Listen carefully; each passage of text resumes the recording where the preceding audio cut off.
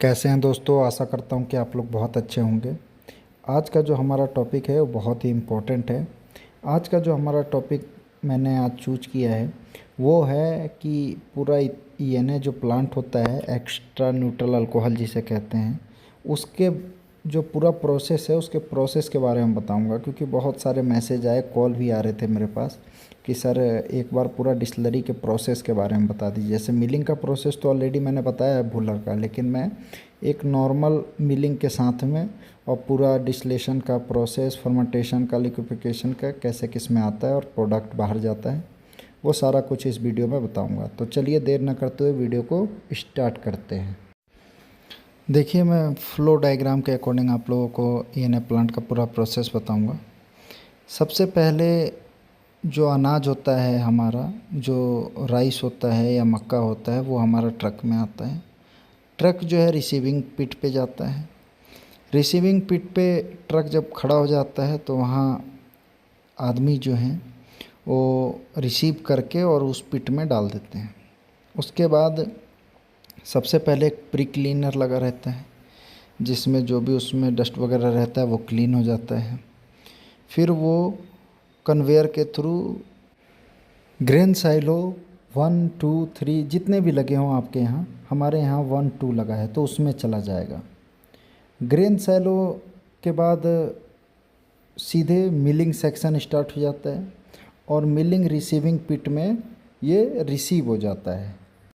Milling section में आने के बाद वो सबसे पहले प्री क्लीनर में जाता है। प्री क्लीनर में दो चीज़ें लगी हुई होती हैं, एक मैग्नेटिक सेपरेटर और दूसरा जो है डी स्टोनर। मैग्नेटिक सेपरेटर जो भी लोहा लक्कड़ उसमें होगा उसको सेपरेट कर देगा। डी स्टोनर जो भी कंकड़ पत्थर आएगा उसको वो सेपरेट कर देगा।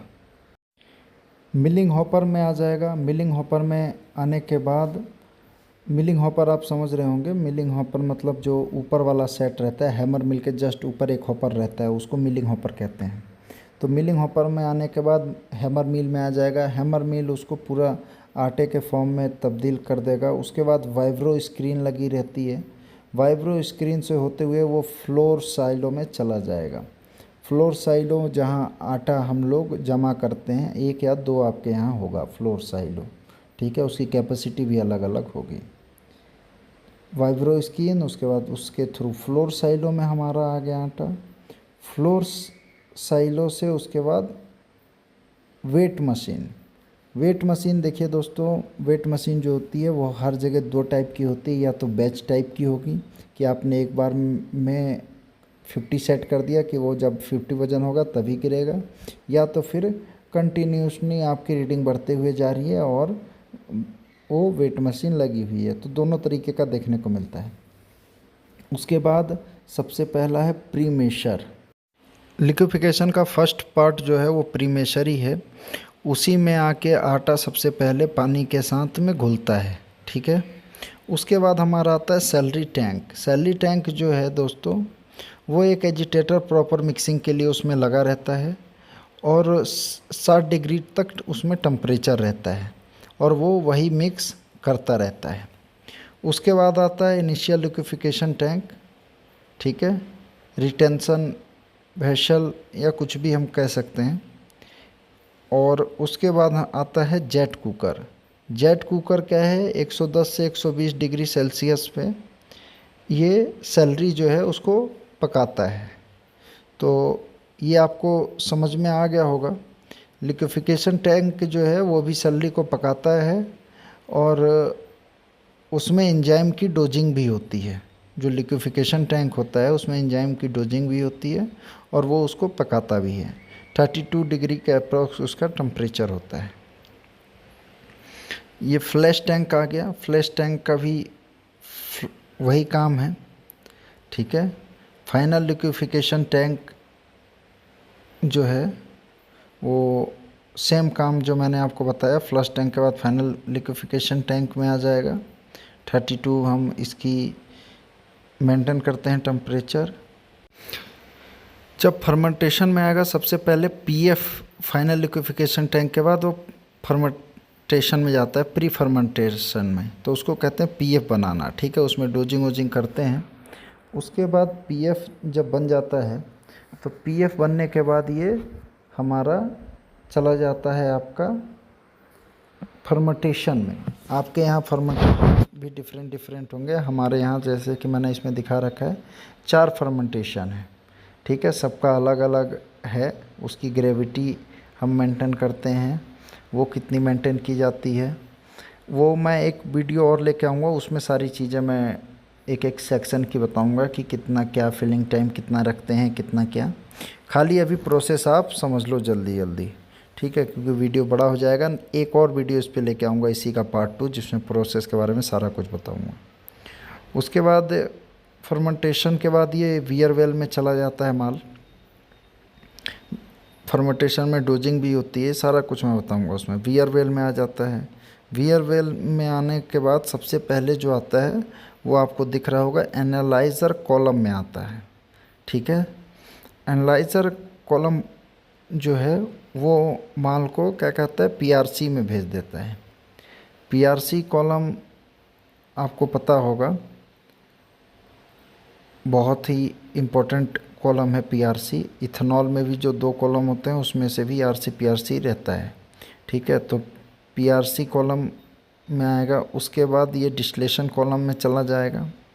डिस्टिलेशन कॉलम से फिर माल को घुमाया जाएगा और रिकवरी कॉलम में डाल दिया जाएगा। रिकवरी कॉलम से फिर ये पीआरसी में आएगा और कुछ माल रिकवरी में जाएगा और उसके बाद ये फ्यूजल ऑयल कॉलम से होते हुए फिर ये रिकवरी कॉलम में चला जाएगा, रेक्टिफाई कम एग्जॉस्ट कॉलम से।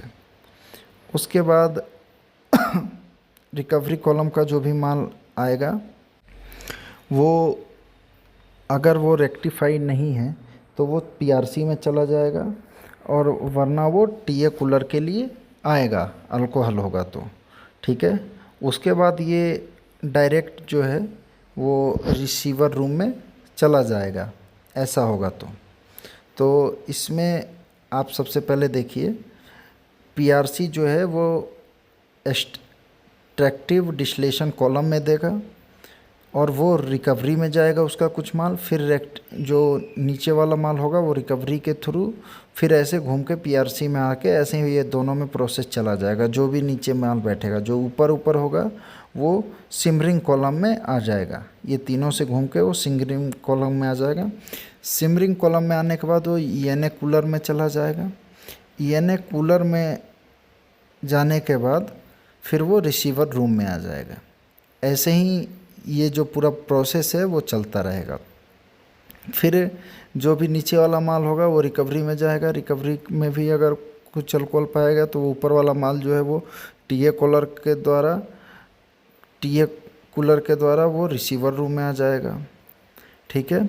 बाकी ये डिस्टिलेशन कॉलम और जो रेक्टिफाई कम एग्जॉस्ट कॉलम है, इन दोनों का जो भी नीचे का माल है वो रिकवरी में कूलर में जाता रहेगा, ठीक है। तो रिकवरी कॉलम आपने देख लिए, ये 7-8 कॉलम होते हैं ईएनए में। तो और इथेनॉल में तो 2 ही कॉलम से काम चल जाता है,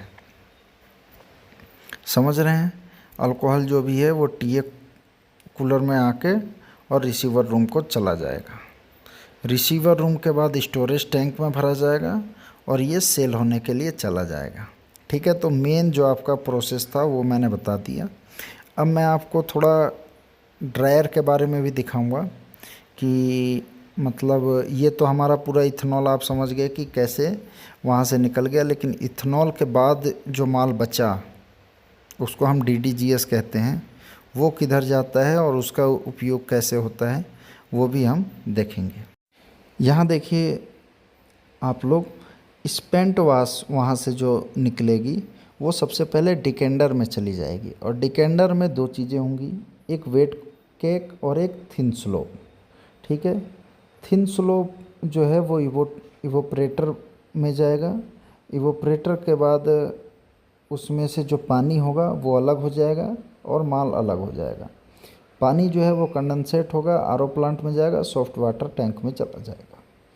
और जो माल होगा वो फिर क्या होगा, थिन इवोपरेटर से फिर थिक स्लोप बनेगा, फिर वेट केक में बन जाएगा और वो डीडीजीएस के रूप में वेट केक का मतलब DDGS के रूप में वो मिल के वहाँ निकल जाएगा। तो ये ही चीज़ बस होता है, आप लोग देख लीजिए आराम से कि स्पेंट वाश जो भी होगा वो सबसे पहले डिकेंटर में जाएगा, डिकेंटर उसको दो भागों में बांट देगा, थिन स्लोप और वेट केक। वेट केक जो है वो DDGS में चला जाएगा और थिन स्लोप इवोपरेटर में आ जाएगा, इवोपरेटर फिर से थिन स्लोप में और कंडेंसेट में उसको डिफरेंस बना देगा। तो कंडेंसेट जो है वो RO प्लांट को चला जाएगा और थिक स्लोप जो भी निकलेगा वो वेट केक में फिर से बन के वो चला जाएगा। तो चलिए दोस्तों, मैं इस पे एक और बहुत बढ़िया वीडियो लेके आऊँगा। बाकी आप दोनों चीज़ें पूरा प्रोसेस मैंने समझा दिया कि किस में क्या होता है। और DDGS जो है वो एनिमल्स के फीडिंग के लिए यूज हम करते हैं। तो इस वीडियो को मैं यहीं समाप्त करूंगा दोस्तों। बाकी मैं इसी का नेक्स्ट पार्ट लेके आऊँगा, उसमें मैं बहुत अच्छे तरीके से लिक्विफिकेशन फर्मेंटेशन में क्या क्या डोजिंगें होती हैं उसके लिए भी मुझे बहुत सारे मैसेजेस कॉल आ रहे हैं, और वो कैसे कैसे क्या क्या मेंटेन करते हैं वो सारी चीज़ें मैं उस वीडियो में कवर करूँगा। ठीक है, तो ये आप लोगों को आशा करता हूँ कि बहुत अच्छा लगा होगा। सारा नोट्स बना लीजिएगा आप लोग, और कुछ अगर इसमें गलत लगा हो तो मुझे कमेंट करके बताइएगा भी। थैंक यू दोस्तों, वीडियो को समाप्त करते हैं।